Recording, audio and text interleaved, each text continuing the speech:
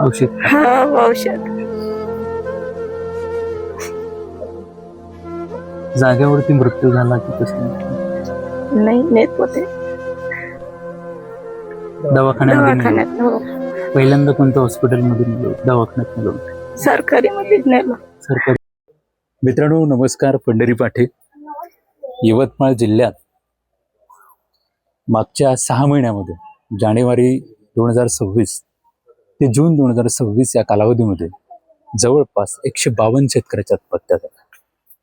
त्यातील कर्जमाफी ही जी योजना आहे अहिल्याबाई होळकर यांच्या नावानं राज्य शासनाने लॉन्च केलेली, त्यातली पहिली आत्महत्या शेतकऱ्याची अशी आहे की राळेगाव तालुक्यातील भामगावचा शेतकरी राजू चुडुक्के त्याचं नाव, वयवर्ष 43, यवतमाळ जिल्हा मध्यवर्ती सहकारी बँकेच्या यादीमध्ये नाव न आल्या कारणानं त्यांनी त्याचं जीवन संपवलं. दुसरी शेतकरी आत्महत्या उमरखेड तालुक्यातील रामकृष्ण साहेबराव, ही दुसरी आत्महत्या आहे. पुसद तालुक्यातील हर्षी या ठिकाणी त्यांनी त्यांचं जीवन संपवलं. आणि ज्या ठिकाणी मी ती रिसेंटली सध्या उभा आहे ते यवतमाळ जिल्ह्याचे पालकमंत्री दारवाडी-ग्रसनेर विधानसभा मतदारसंघाचे आमदार सन्माननीय संजय राठोड यांच्या मतदारसंघातील नेर तालुक्यातील अजंती गाव या गावामध्ये आत्महत्या झाल्याची माहिती सन्माननीय राजेंद्र गौतम पाटील यांनी आम्हाला दिली आणि तात्काळ या ठिकाणी मी पोहोचलो. माझ्यासोबत त्यांच्या एकंदर कुटुंबावरती खूप मोठं दुःख आहे आणि शेतकरी आणि जे आत्महत्या केली ना त्या शेतकऱ्याने नाव काय म्हटलं? बबन सुखदेव पवार. बबन सुखदेव पवार यांनी ही पूर्ण बॉटल 100 ml ची बॉटल त्यांनी पिलेली आहे आणि याच्यामध्ये जो केमिकल कंटेंट आहे त्याचं नाव आहे इमॅडाक्लोप्रिड. हा जेव्हा आपण पितो तर शरीराचा प्रत्येक भाग हे केमिकल तोडत नाही एकदम. कुटुंबातली महत्वाची व्यक्ती गेल्यानंतर कुटुंबावरती काय दुःख येतं हे आपण शब्दात व्यक्त करू शकत नाही. माझ्यासोबत त्यांच्या अर्धांगिनी, नाव तुमचं? शोभा पवार. शोभा पवार. कसा प्रकार घडला, कधी घडला हा नेमका? ही कालची गोष्ट आहे. ते म्हणे 8 दिवसापासून आपलं म्हणे त्या बँकेचं कर्ज आहे, ते म्हणे कर्ज काही फिटत नाही म्हणे, त्याच्यात नाव नाही आलं आहे म्हणे आपलं वालं. लोक सांगत आहे म्हणे. मग फुवाऱ्याला गेले वावरामध्ये, शेतीमध्ये जाऊन नाही का तिकून पिऊन आले औषध. हा औषध. जागेवरती मृत्यू झाला की कसं? नाही नेत होते दवाखान्यात. हो, पहिल्यांदा कोणत्या हॉस्पिटलमध्ये नेलं? दवाखान्यात नेलं होतं? सरकारी मध्येच नेलं. सरकारी. एवढी परिस्थिती नाही आहे ना आमची. परिस्थिती लय अंगावरचे भांडे नाही पुरले, मला कर्ज फेडाले 5 रुपये शेकड्यान कर्ज काढला.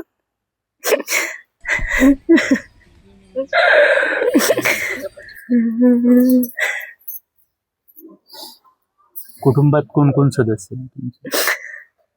2 मुलं आहे. लग्न झालं? हो. लोकांचे काम करत राहील. दोन्ही मुलं? हो. एकूण किती एकर जमीन आहे तुमच्याकडे? 2 एकर. 2च एकर. हो.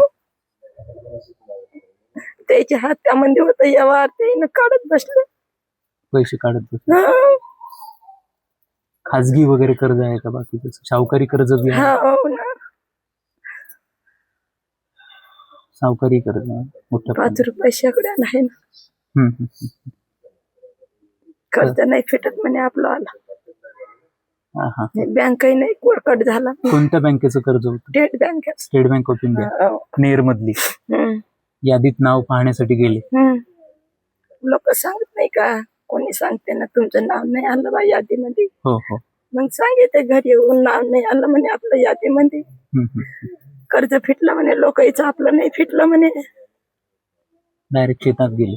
हो. शेतात गेले आणि औषध पिऊन तेनच आणलं होतं, तेनच ठेवलं होतं ते. ते हाती व्यवहार होतात आम्हाला. बरोबर. ते कोणच पिऊन आले ते.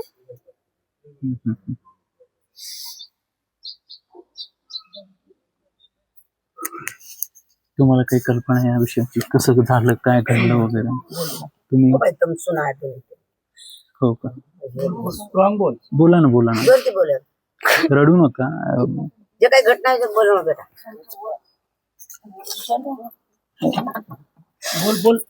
पण रडू नका, काही होत नाही. आम्ही तुमच्या सोबत आहे. काहीच माहित नव्हतं की असे करणार बा म्हणून. शेतात जाऊन घेणार औषध आणि घरी येऊन सांगणार. औषध घेतल्यानंतर पहिल्यांदा काम करत कोणी होते माहिती? ते दुसऱ्यांचा. एक दिवस घरी नव्हतं ते. रोज काम करत होते. काबाड कष्ट रोजचेच होते. रोजचे. एक दिवस पण घरी नाही, रात्र पण दिवस पण. लहानपणी बाप वाळून गेला त्याचं, तेव्हापासून त्याला कष्टच होतं. आईनं सांभाळले लेकरं, 4 लेकरं, 2 मुली सांभाळून त्याचे लग्न वगैरे केले. एक आता मोठा सध्यक्ष होता आज गेलेला. यानं पूर्ण जबाबदारी उचलली. लग्न दुसऱ्या भावाचे करून टाकले. असे साला महिन्यानं राहून. पहिले शेती नव्हती त्यांच्याकडे, काही नाही. मग असं करू करू 4 भावाची मदत मिळताना ते 2 एकर शेत घेतलं ते. बरोबर. दुसरं काही नव्हतं त्याच्याकडे. लहानपणापासून दुःखी होते. आता मी याच गावच्या. हो.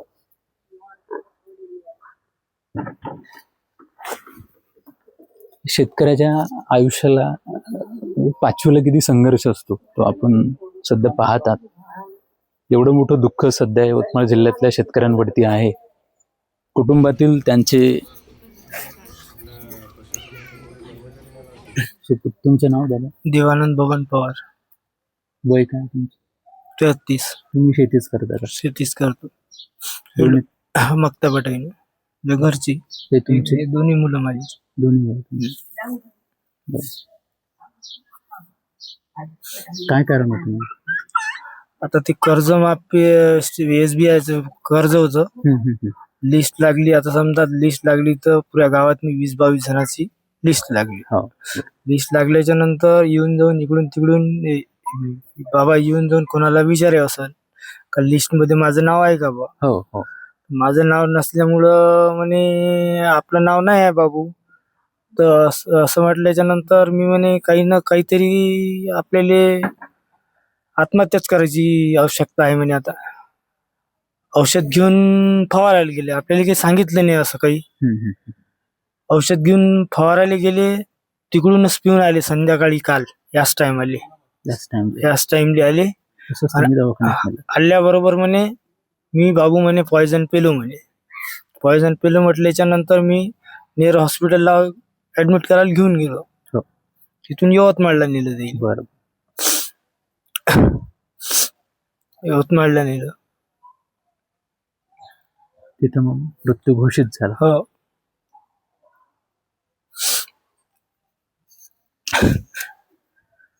रडू नका.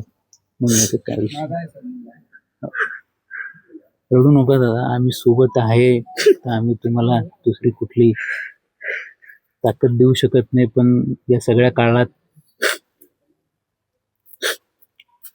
होऊन जाते. काय काळजी करू नका.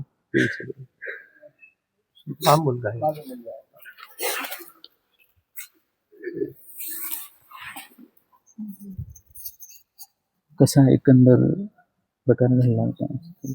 काय ना सर, ते 17, 18, 22 जणांची यादी लागली होती स्टेट बँकेची. तर त्याच्यामध्ये वडिलांचं नाव काही नाही आले. 2-3 जणांना विचारलं त्यांनी, माझं नाव आहे का, माझं नाव आहे का. त्याच्यामध्ये त्यांचं नाव काही आहे नाही. तर मग काय करू, कसं करू म्हणे, कर्ज कसं फेडू म्हणे. तर मग ते काल फवारायला गेले वावरात. घरच्या शेतात फवारा मारासाठी. मग तिकूनच पिऊन आले. लगेच तुरंत आम्ही हॉस्पिटल.